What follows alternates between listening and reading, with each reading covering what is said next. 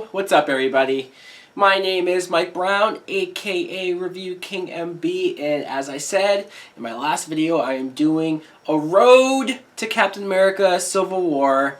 I started with Iron Man, now I am at The Incredible Hulk. This is, once again, a 2008 film. It came out just 1 month after Iron Man. I remember going to see this in the theater. Sure, it's not better than Iron Man.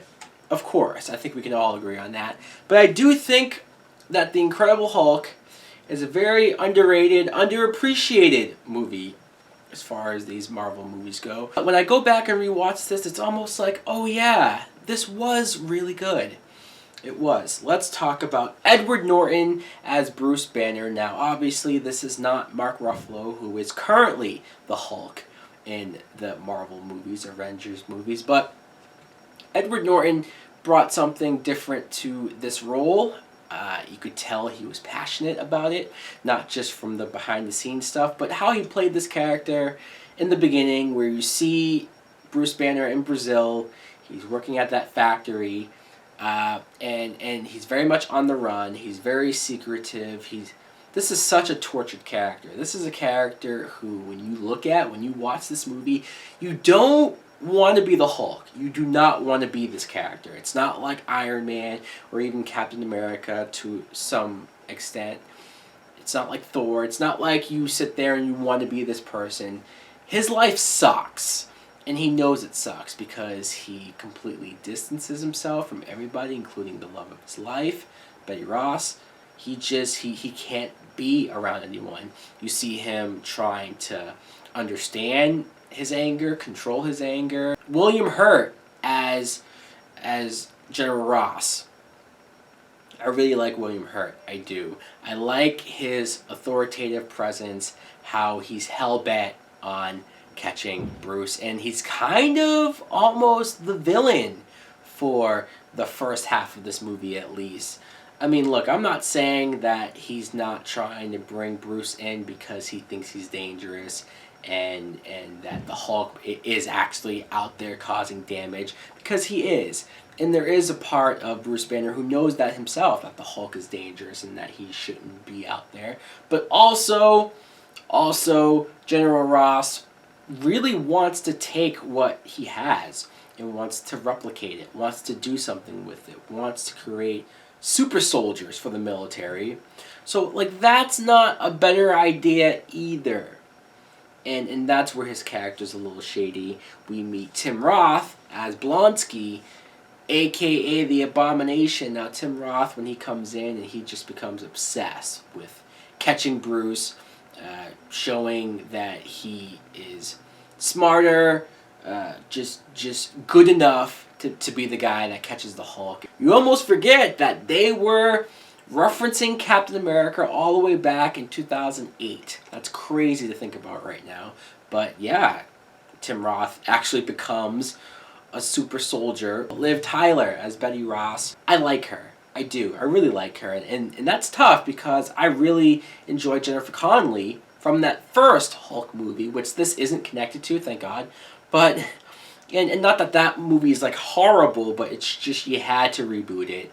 I love the fact that we get the origin out of the way in the opening credits. The smartest thing I think you could do, not only with this character, but for future characters, where if it's being rebooted or if you're casting somebody else and you want to just lay that groundwork there, opening credits is the way to go. And I love her relationship with Bruce, how so many years ago that accident happened, she hasn't been with him or seen him since.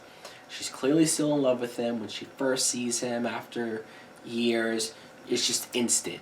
You know, she's dating this psychiatrist played by Ty Burrell, but she just, like tunnel vision, falls right back in love with Bruce, sacrifices her life for Bruce, like goes on the run with him, willing to sell her items and this and that. Like, she is in love with this guy, and they have so many scenes together where they're looking at each other, and you see the love there, but they can't be together. They can't even have sex, which was a funny scene there. It sucks in a lot of ways because she, as this character, has not come back for any other movie. They haven't made a Hulk sequel. We haven't seen her. And I don't know if they ever do bring Betty Ross back, would they use Liv Tyler again? Since she had such great chemistry with Edward Norton, but now it's Mark Ruffalo, do you want to have that awkwardness? I guess I should talk about it right now. Edward Norton was very problematic during the making of this movie. He was so passionate about this project, and that's when I respect an actor the most, is that he's so into it, he actually cares about the characters, the writing. You can't really fault him for that. I guess where it sucks is that, you know, after the fact, he was sort of talking shit about the movie, about how a bunch of scenes were cut out, which they were, clearly. There's a whole bunch of deleted scenes in here. And I know a lot of movies have deleted scenes, but not like a half hour or so worth of deleted scenes. There's so much material here that were great character moments, were things that might have made the movie better. Might have. And I understand his frustration, but I say might have because the big problem with Ang Lee's Hulk, for example, is that it was too long, it was too boring, and too much emotional stuff going on here.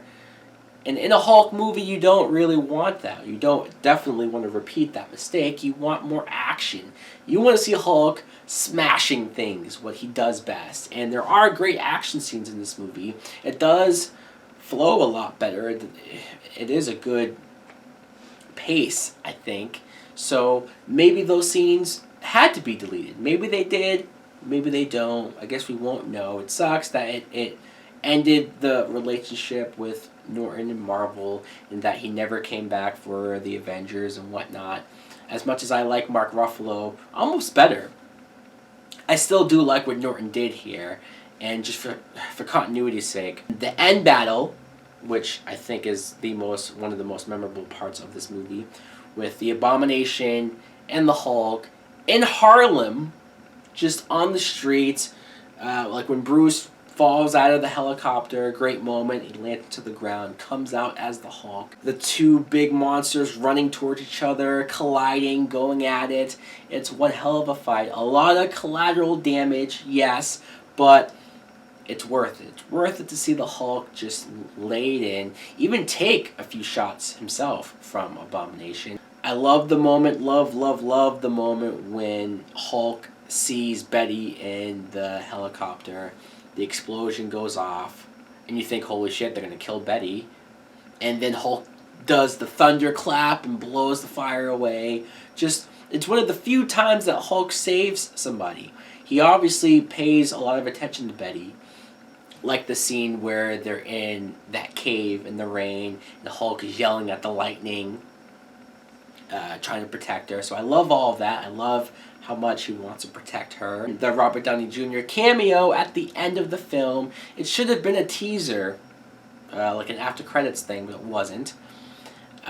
Sure, maybe it's not as epic and shocking and surprising and as badass as the one from Iron Man with Nick Fury, but this was still pretty fucking awesome, because this was only the second movie, and we see the main character of one movie literally cross over to the next movie, just a month apart from each other. My mind was blown. Again, is it the greatest thing ever? Do I go to watch it all the time? No, but I still, when I do catch it every now and again, I have fun with it. I enjoy it, and still watching it now, I enjoyed it. It's not the worst Marvel movie, in my opinion. So guys, let me know in the comments below, do you agree with me? What do you think of The Incredible Hulk? Do you think it is the worst of the Marvel movies? Thanks for watching. Like, comment, subscribe. Later!